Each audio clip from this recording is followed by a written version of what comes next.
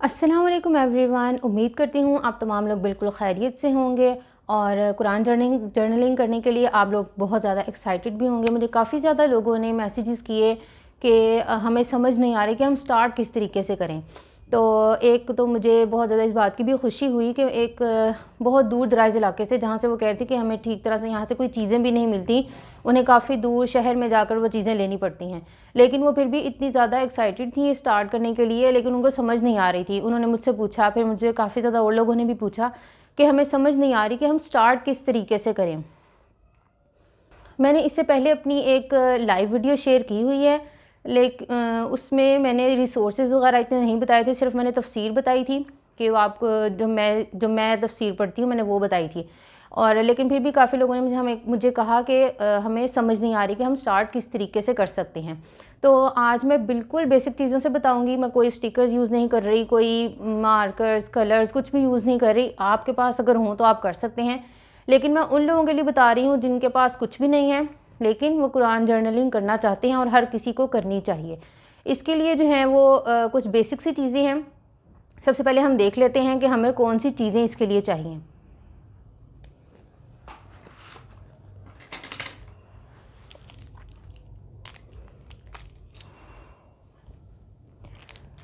तो जनाब ये कुछ चीज़ें हैं, जैसे कि ये आप बॉल पॉइंट्स देख सकते हैं। ये एक ब्लैक है और सॉरी ये ब्लू है और ये रेड है। ये बॉल पॉइंट्स हर किसी के घर में होते हैं। अगर आपके घर में बच्चे हैं तो फिर तो आपके घर में ज़रूर होंगे, अगर नहीं है तो भी हर घर में ये बॉल पॉइंट ज़रूर होते हैं। अगर खाली ब्लू है तो आप उससे भी काम कर सकते हैं। ये एक बिल्कुल बेसिक चीज़ है जो हर घर में मौजूद होती है। उसके बाद मैंने ये कुछ हाईलाइटर्स लिए हैं। ये ज़रूरी नहीं है। अगर आपके पास कलर्ड पेंसिल्स हैं जो बच्चों वाले घरों में मोस्टली होती हैं, अगर आपके पास वो कलर्ड पेंसिल्स हैं तो आप वही यूज़ कर सकते हैं। और अगर नहीं है या अगर आपके पास इस तरह से कोई भी हाइलाइटर्स हैं, जैसे ये देखें ये हाइलाइटर हैं, तो आप ये यूज़ कर सकते हैं। अगर नहीं है तो आप सिर्फ जो है वो बॉल पॉइंट से भी काम अपना कर सकते हैं। इसके बाद हमें चाहिए एक नोटबुक। अब आज जो मैं आपको करके दिखाऊंगी वो मैं एक बिल्कुल बेसिक सी नोटबुक, जो कि इस तरह की लाइनों वाली हर घर में होती है। रजिस्टर ले लें आप, नोटबुक ले लें, नहीं है या आप के नहीं ले सकते तो जो खुले पेपर मिलते हैं वो बहुत ज़्यादा जो है वो चीप मिल जाते हैं, आप वो भी ले सकते हैं। वो लेकर आप एक फ़ाइल में लगा लें, या अगर आप इस तरह की कोई भी सादी सी कॉपी या रजिस्टर इस तरह से आप ले लें तो वो आपका काम उससे हो जाएगा। इसके बाद जो हमें चाहिए वो है एक कुरान पाक जो कि तर्जमे वाला हो। ये तर्जमे वाला कुरान पाक हर घर में मौजूद होता है, और अगर नहीं है तो ज़रूर होना चाहिए, क्योंकि ये कुरान पाक जो है ये एक बेसिक चीज़ है और हमें समझ आनी चाहिए कि हम जो पढ़ रहे हैं वो हम क्या पढ़ रहे हैं। हमने सिर्फ अरबी पढ़ने का बेशक बहुत ज़्यादा सवाब है, लेकिन अल्लाह ताला ने ये जो कुरान है ये हमें समझने के लिए और इस पर अमल करने के लिए भेजा है। तो हमने देखना है कि हमारे हर घर में जो है वो कुरान तर्जुमे वाला ज़रूर होना चाहिए। ये जो कुरान है ये बहुत ही ज़्यादा इसका ईजी तर्जुमा है। मैंने जिस कुरान पाक से पढ़ा वो इससे थोड़ा सा उसके नीचे साथ थोड़ी सी तफसील भी दी होती थी, लेकिन ये जो है ये सिर्फ इसमें तर्जुमा है, लेकिन ये इतना आसान है कि ये हर किसी को ईजीली समझ आ जाता है। ये 2 कलर्स में है, सिंपल भी आप ले सकते हैं या कोई भी जो भी आपके पास कुरान पाक घर में तर्जुमे वाला है आप वो उसको ले सकते हैं। फिर इसके बाद आ जाती हैं तफासिर। अब तफासिर जो हैं वो मुख्तलिफ़ किस्म की हैं। मैं 2-3 से मुख्तलिफ से पढ़ती हूँ। जो सबसे ज़्यादा बेहतर समझी जाती है या जो सबसे ज़्यादा लोग कहते हैं कि ये सबसे अच्छी है, वो इब्न कसीर को कहा जाता है।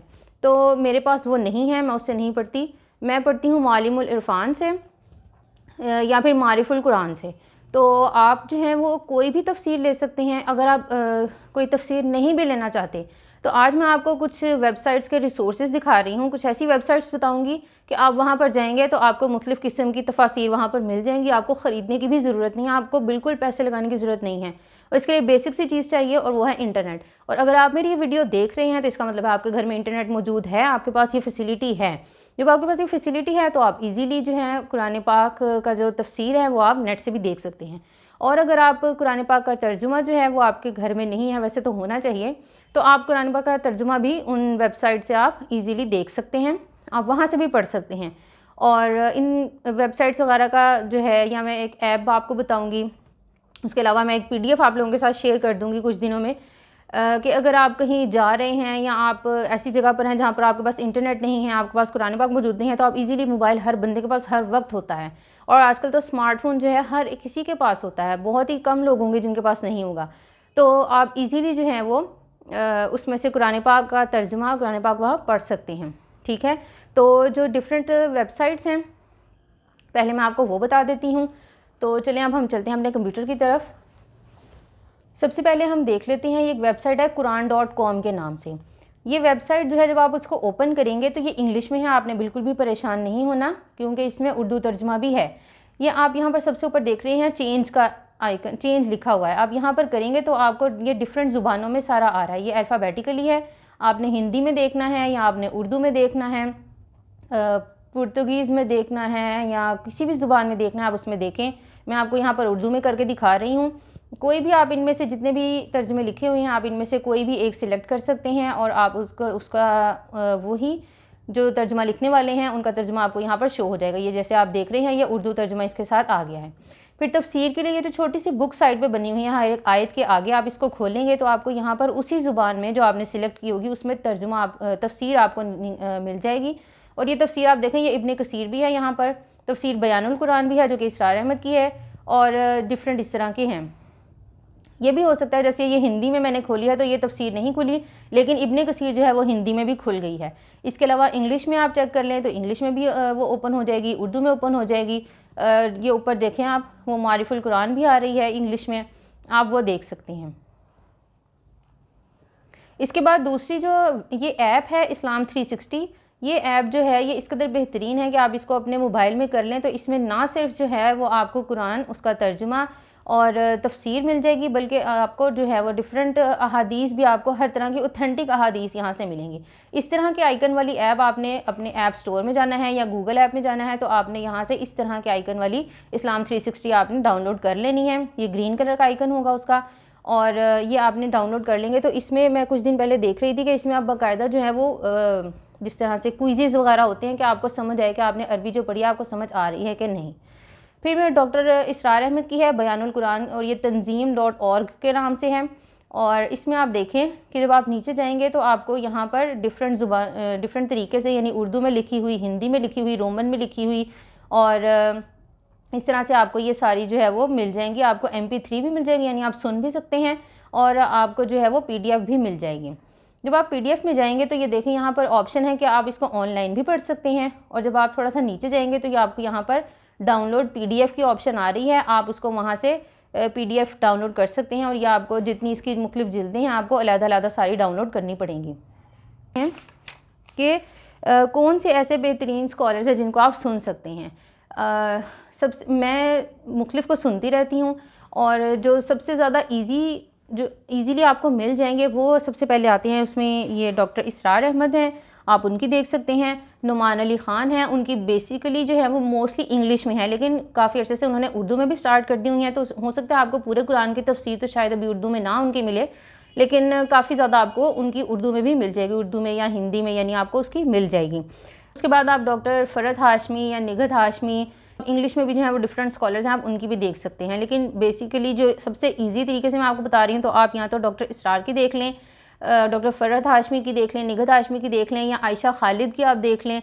और अगर आपने बहुत ही ज़्यादा ब्रीफ किस्म की यानी छोटी सी देखनी है तो वो जो यूथ क्लब वाले हैं वो अपना हर रमज़ान में दौरा कुरान करते हैं, और इंशाल्लाह मैं कोशिश कर रही हूँ कि शायद मैं भी स्टार्ट करूँ इंशाल्लाह, और कोशिश तो मेरी है कि इस बार मैं कुरान पाक का ये दौरा कुरान करूँ रमज़ान में। लेकिन अगर आप बिल्कुल ब्रीफ किस्म का देखना चाहते हैं, हर एक सुपारी का यानी एक जुज़ का, तो वो आप उनका भी देख सकते हैं, क्योंकि उनके डिफरेंट पिछले रमज़ान के आप जाकर चेक करेंगे उनके प्लेलिस्ट में, तो आपको वहाँ से वो मिल जाएंगे। ये थोड़ी सी चीज़ें थी। अब हम देखते हैं कि हमने कुरान जर्नलिंग स्टार्ट करनी कैसे है। ये तो सब चीज़ें थी जो आपको चाहिए थी कुरान जर्नलिंग स्टार्ट करने के लिए। अब हम देखते हैं कि हमने इसको स्टार्ट करना कैसे है। सबसे पहले तो हमारी नीयत ये होनी चाहिए कि हम कुरान जर्नलिंग इसलिए स्टार्ट कर रहे हैं कि अल्लाह ताला जो है वो हमें तौफीक दे कि हम इसको ज़्यादा से ज़्यादा कुरान पाक को समझ सकें, अल्लाह के अल्फाज को समझ सकें, और जो उसने हमें भेजा है कि वो गौर फ़िक्र करो, इस पर तदब्बुर करो, तो वो हम उस पर कर सकें। एक ओपन हार्ट के साथ आपने स्टार्ट करनी है कि अगर कहीं कोई ऐसी आयत या कोई ऐसी बात आ जाती है जो उस चीज़ के ख़िलाफ़ जा रही है जो आप पहले से सोचते हैं या समझते आ रहे हैं या करते आ रहे हैं, तो हमने ये नहीं कहना कि नहीं अब हम अभी भी वही करते रहेंगे जो हम करते आ रहे थे या जो हमारे बाउज़ात करते, नहीं, बल्कि हमने उस चीज़ पर अमल करना है जो अब हमने कुरान पाक में पढ़ ली है। ठीक है, हमने इस तरह से ओपन हार्ट से शुरू करना है। ठीक है, और उसके बाद हम देखते हैं कि इसके स्टेप बाय स्टेप गाइड इसकी इस तरह से है कि हमने 3 चीज़ें देखनी हैं, एक्ट, रिफ्लेक्ट और दुआ। अब एक्ट में आ जाता है कि हमने सबसे पहले लिखनी है कुरान पाक की आयत, ए से आयत, फिर हमने देखना है कि उसका कॉन्टेक्स्ट क्या है, यानी वो आयत जो है वो उसका बैकग्राउंड क्या है, जो हम आयत लिख रहे हैं या अगर हम छोटी सूरा कर रहे हैं तो उस सूरा का बैकग्राउंड क्या है या कुछ आयात का बैकग्राउंड क्या है, हमने वो कॉन्टेक्स्ट देखना है। फिर मैंने एक्ट में टी से हमने देखना है कि तफसीर, फिर हम उसकी तफसीर देखेंगे कि हम तफसीर पढ़ भी सकते हैं या जिस तरह मैंने 2-3 नाम आपको बताया, आप उनकी तफसीर सुन के वो आप वहाँ पर उसको लिखेंगे। फिर उसमें आ जाता है रिफ्लेक्ट, यानी आपने देखना है, आपने इसमें तदब्बुर करना है कि आपने जो तफसीर पढ़ी उसमें आपको क्या समझ आई और हम उसको अपनी ज़िंदगी में किस तरह से इम्प्लीमेंट कर सकते हैं। ये आप इसको देखेंगे कि हम किस तरह से उसको इम्प्लीमेंट करेंगे। और फिर एंड पे आ जाती है दुआ। दुआ में हमने ये देखना है कि हम जो हमने आयत या सूरत पढ़ी है उसको हम दुआ में किस तरह से कन्वर्ट करके उसको अल्लाह ताला से दुआ मांग सकते हैं। ठीक है, आज के लिए जो मैंने सूरा चूज़ की है जो छोटी सूरा है, वैसे तो इसकी तफसीर काफ़ी लंबी है लेकिन मैंने बिल्कुल थोड़ा सा करके आप लोगों को दिखाने के लिए ये एक थोड़ा सा किया है। वो सूरा अलम नशरह या अल इंशराह भी उसको कहते हैं, अलम नशरह भी कहते हैं। तो हम देखते हैं कि अब उसको किस तरह से हमने, सबसे पहले हमने सूरत अलम नशरह ऊपर हमने नाम लिख लिया, फिर हमने आया लिख ली, यानी हम इसकी आयत का तर्जुमा लिखेंगे। अब अगर आप चाहें तो आयत अरबी में भी लिख सकते हैं और तर्जुमा भी लिख सकते हैं, लेकिन मैंने जो है वो अरबी में नहीं लिखी, मैंने सिर्फ और सिर्फ उसका तर्जुमा लिखा है। आप दोनों तरीके से लिख सकते हैं। और जब भी मैं आप देख रहे हैं कि मैंने सिर्फ रेड बॉल पॉइंट से लिख के उसको येलो हाईलाइटर से हाईलाइट कर दिया है, मैं कुछ एक्स्ट्रा नहीं इसमें कर रही। और ये पूरा हमने इसका तर्जुमा आराम से हमने इसका लिख लेना है। और हर एक आयत के बाद हमने इस तरह से आयत का जो है मैंने मेंशन कर दिया है, वो मैंने ब्लैक कलर से किया ताकि वो थोड़ा डिफरेंट लगे। और ये करने के बाद मैंने उसको जो है वो ऑरेंज कलर से थोड़ा सा हाईलाइट भी कर दिया है। फिर अब हम उसके बाद देख लेते हैं कि इसका कॉन्टेक्स्ट और इसका बैकग्राउंड क्या है। तो ये हमने उसका छोटा सा बिल्कुल कॉन्टेक्स्ट लिख लिया और इसमें हमने ये देखा कि ये जो सूरत है इसका बैकग्राउंड ये था कि उस ज़माने में जो है वो ये तब नाजिल हुई जब रसूलुल्लाह सल्लल्लाहु अलैहि वसल्लम के आसपास बहुत ही ज़्यादा दुश्मन थे और उनको बहुत मुख्तलिफ़ तरीक़ों से तंग करते थे, उनके ख़िलाफ़ साजिशें करते थे। इवन दो कि आप नबी सल्लल्लाहु अलैहि वसल्लम अल्लाह के रसूल थे और अल्लाह ताला उनको पहले से उनकी इन साजिशों से आगाह भी कर देते थे, लेकिन इसके बावजूद जो है वो आप जो है वो थोड़ा परेशान हो गए कि ये इस मतलब इर्द गिर्द सारे जो हैं वो साजिशों में मुलव्विस हैं उनके ख़िलाफ़ और इस्लाम के ख़िलाफ़, और उनको इस्लाम फैलाने में जो है वो बहुत ज़्यादा उनको रुकावटें खड़ी करते थे। तो इसका ये कॉन्टेक्स्ट इसका है कि इस जब वो इतनी ज़्यादा उनकी रुकावटें खड़ी होती थी तो अल्लाह ताला ने उनको तसल्ली देने के लिए ये सूरा नाजिल की। इससे पहले कुछ दिन पहले हमने सूरा जो है वो वज़्ज़ुहा का भी देखा था, तो उसमें भी अल्लाह ताला आप सल्लल्लाहु अलैहि वसल्लम को तसल्ली ही दे रहे थे कि इस वक्त के बाद जो आने वाला वक्त है वो बेहतरीन होगा। तो इसमें भी अल्लाह ताला ने आप सल्लल्लाहु अलैहि वसल्लम को बहुत ही ज़्यादा तसल्ली दी है कि हर मुश्किल के साथ आसानी है। इसके बाद हम आगे से इसकी तफसीर देख लेते हैं। इस सूरा की जो पहली आयत है उसका मतलब है कि क्या हमने नहीं खोल दिया आपके लिए आपका सीना। यहाँ पर जो सीना है या शरह सदर है वो मुख्तलिफ़ किस्म में आते हैं, यानी आप सल्लल्लाहु अलैहि वसल्लम का बाज़ जगहों पर मुफस्सिरीन लिखते हैं कि 4 बार जो है वो सीना खोला गया और कुछ कहते हैं कि 2 बार खोला गया। इसमें ये मुख्तलिफ़ जो है मुफस्सिर कहते हैं, लेकिन जो इसकी तफसीर है वहाँ पर एक मुफस्सिर का ये कहना है कि यहाँ पर वो जो फ़िज़िकली जो खोल गए उसको साफ़ करके उसमें हिकमत भरी गई थी, जो कि हदीस में हमें मिलता है। यहाँ पर मुराद वो वाला सीना खुलना नहीं है, बल्कि यहाँ पर यह है कि अल्लाह ताला ने आपको इल्म व हिकमत से नवाजा और कुफ़ार के साजिशों से आपको पुरअमन कर दिया, यानी आपके ऊपर सुकूनत तारी कर दी कि वो जितनी मर्ज़ी साजिशें करें आप जो हैं वो उसमें बिल्कुल अपने दिल में कोई उनकी तरफ से तंगी ना लेकर आएँ, क्योंकि नबूवत जो है वो एक बहुत ही ज़्यादा मुश्किल ज़िम्मेदारी है। और क्योंकि वो दूसरों तक एक अल्लाह का पैगाम पहुंचाना और वैसे ही पहुंचाना जैसे कि अल्लाह ताला ने दिया, तो ये वही इलाही जो है वो एक बहुत ही भारी बोझ था जो उनके आप सल्लल्लाहु अलैहि वसल्लम के ऊपर डाला गया था। और ताकि वो बोझ को अच्छे तरीके से इस जो ज़िम्मेदारी है उसको अच्छे तरीके से निभा सकें, उसके लिए अल्लाह ताला ने उनके सीने को जो है वो सुकूनत दी और उनको उनके सीने को इस इल्म व हिकमत से भर दिया। फिर यहाँ पर अल्लाह ताला जो है वो आप सल्लल्लाहु अलैहि वसल्लम को ये भी हौसला दे रहे हैं कि आप देखें कि ये जो मैंने ज़िम्मेदारी आपके ऊपर डाली थी, इसने आपकी कमर झुका रखी थी, यानी ये इतना ज़्यादा आपको इसका बोझ फ़ील होता था कि ये मेरे ऊपर इतनी बड़ी ज़िम्मेदारी है कि मैंने आगे इस्लाम पहुंचाना है और वैसे ही पहुंचाना है जैसे अल्लाह ताला ने उनको पहुंचाने के लिए कहा। तो इसमें अल्लाह ताला कह रहे हैं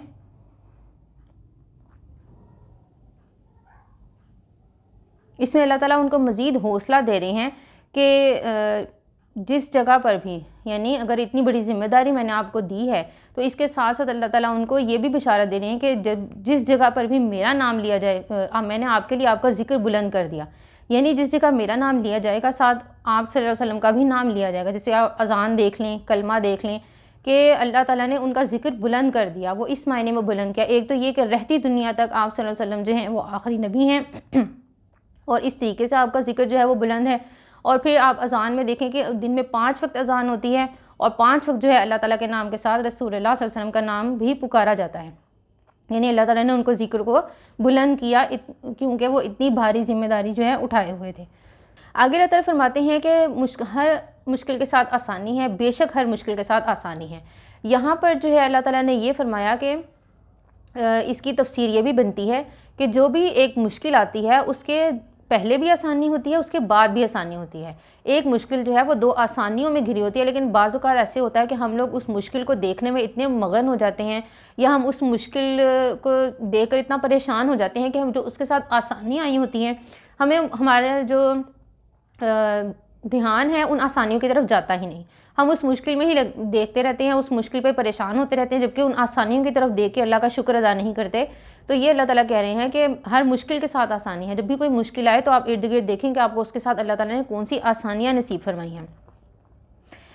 इसके बाद अल्लाह ताला फरमाते हैं कि और जब आप अपने कामों से फारिग हो जाएं तो अपने रब की तरफ अपने रब की तरफ राग़िब हो जाएं, यानी कि जब आप नबूवत की ज़िम्मेदारियों से फारिग हो जाएं तो आप अल्लाह ताला की तरफ और ज़्यादा तवज्जो करें, अल्लाह ताला की और ज़्यादा इबादत करें। और इसमें हमारे लिए ये है कि जब हम अपने आम दुनियावी कामों से फारिग हो जाएं तो नमाज़ तो हमने पढ़नी ही पढ़नी है, लेकिन जब दुनियावी कामों से फारिग हो जाएं तो हम ज़रूर एक वक्त ऐसा मुख्तस करें, थोड़ा सा चाहे करें 5 मिनट 10 मिनट, जितना ईज़िली है कि हम उसको अल्लाह ताला की तरफ मुतवज्जे हों, अल्लाह ताला से दुआएं मांगें, अल्लाह ताला की तारीफ़ बयान करें, कुरान पढ़ें, जो भी आप करना चाहते हैं, क्योंकि दुआ भी जो है वो एक इबादत ही है। और अल्लाह ताला तो ख़ुद कहते हैं कि मुझसे मांगो, कोई है जो मुझसे मांगे और मैं उसकी दुआ कबूल करूँ। तो अगर हम दुआ भी खाली कर रहे हैं तो वो भी एक इबादत ही है। इस बार रिफ्लेक्शन में ये आ जाता है कि इन आयात के ज़रिए अल्लाह ताला ने हमें भी तसल्ली दी है कि अगर हमारी मुश्किलात आ रही हैं हमारी ज़िंदगी में, जो कि हर इंसान की ज़िंदगी में मुश्किलात आती हैं, कोई इंसान ये नहीं कह सकता कि मेरी ज़िंदगी में आज तक कोई मुश्किल आई ही नहीं, छोटी बड़ी किसी ना किसी किस्म की आती रहती हैं और कुछ की ज़िंदगी में ज़्यादा होती हैं, कुछ की ज़िंदगी में कम होती हैं। तो अल्लाह ताला जो है वो यहाँ पर यही हौसला दे रहे हैं कि अगर मुश्किलात आएँ तो घबराना नहीं आप लोगों ने उसमें, बल्कि आपने देखना है कि उसके साथ साथ मैं आपको आसानियाँ कितनी दे रहा हूँ। तो यहाँ पर हमें ये अल्लाह ताला ने तसल्ली दी है और ये और साथ में जो है अल्लाह ताला ने ये भी हमें उम्मीद दिला दी है कि अल्लाह ताला की मदद जो है वो भी पहुँचती रहती है। अगर मुश्किल आती है तो साथ अल्लाह की मदद भी आती है। इसके बाद हम देखते हैं कि इन आयत के बाद जो ये सूरा हमने पढ़ी है, इसमें यह है कि हम अल्लाह ताला से ये दुआ करते हैं कि अल्लाह इस्लाम के लिए हमारे सीनों को खोल दे और हमारी मुश्किलात को आसान फरमा दे, ताकि हम जो है वो जो मुश्किलात हमारी ज़िंदगी में आ रही हैं कुरान पाक का इल्म हासिल करने में या इस्लाम पर चलने में, क्योंकि आजकल जो माहौल हमारे इर्द गिर्द हो गया है, इस्लाम पर चलने में भी बहुत ज़्यादा मुश्किलात आने लग गई हैं। और इस वजह से जो है वो हमें ये अल्लाह ताला से दुआ करनी चाहिए कि अल्लाह हमारे लिए आसानियाँ करे और हमारी मुश्किलात को दूर कर दे। तो उम्मीद करती हूँ कि आप लोग जो है मैंने ये बहुत ज़्यादा ही इजी करके बता दिया है और उम्मीद करती हूँ कि आप तमाम लोगों को ये समझ आई होगी इसकी कि आप किस तरह से आप स्टार्ट कर सकते हैं। अगर आप इतना ज़्यादा भी नहीं करना चाहते तो आप सिर्फ आयत लिखें और तफसीर जो आपने पढ़ी है वो लिखें और फिर आप उसका रिफ्लेक्शन लिखें। आप बेशक आप कॉन्टेक्स्ट ना लिखें, बैकग्राउंड में चाहे आप ना जाएं, तफसीर लिख लें और आप रिफ्लेक्शन उसका देखें कि आपको उसमें से क्या समझ आई है और फिर आप उसकी दुआ जो है वो कर लें। क्योंकि बैकग्राउंड या कॉन्टेक्स्ट देखना अक्सर थोड़ा मुश्किल हो जाता है, क्योंकि बाज़ तफसीर जो हम सुनते हैं या पढ़ते हैं उनमें नहीं होता, फिर दूसरी में देखो तो उसमें हमें मिल जाता है। तो इस तरह से अगर आप नहीं भी लिख रहे या आपको मिल नहीं रही तो आप ईजी करके भी खाली तफसीर और रिफ्लेक्शन और दुआ वो इस तरह से भी आप कर सकते हैं। तो उम्मीद करती हूँ कि अब आप लोगों को ये समझ आ गई होगी। और अगर अभी भी थोड़ी बहुत कोई कन्फ्यूजन है या कोई भी मसला आ रहा है आपको इसमें, तो आप मुझसे दोबारा पूछ सकते हैं। और इसके साथ साथ ये कि मैं ये सारी जितनी भी मैंने आपको रिसोर्सेज बताए हैं मैं नीचे डिस्क्रिप्शन में भी ऐड कर दूंगी। और उसके अलावा आज या कल मैं आपको, आज इंशाल्लाह मैं आपको भेज दूंगी, जो न्यूज़लेटर भेजूंगी मैं उसमें भी ये सारी जो है वो जितने भी रिसोर्सेज मैंने आज बताए हैं, ये वेबसाइट्स के और ये जो नाम है मैंने आपको बताए हैं जिनके आप तफासिर सुन सकते हैं, मैं वो सारे जो हैं वो उसमें ऐड कर दूंगी और आप वहाँ से देख सकते हैं। अगर आपने अभी तक मेरा न्यूज़लेटर सब्सक्राइब नहीं किया तो आप ज़रूर कर लीजिए, लिंक मैं नीचे डिस्क्रिप्शन में डाल दूँगी। और उसके साथ साथ जो PDF पिछले लोग मुझे काफ़ी मुझे मैसेजेस भी आए कि हमें PDF नहीं मिला, तो वो इस वजह से नहीं मिला क्योंकि आपने सैटरडे के बाद जो है वो सब्सक्राइब किया होगा। अब आज जो है, अगर आज तक आपने अभी तक कर लिया है तो वो आपको इंशाल्लाह मिल जाएगा। तो इसके साथ ही मुझे इजाज़त दीजिए। उम्मीद करती हूँ कि आप लोग जो है वो अब स्टार्ट कर देंगे और आपको समझ आ गई होगी।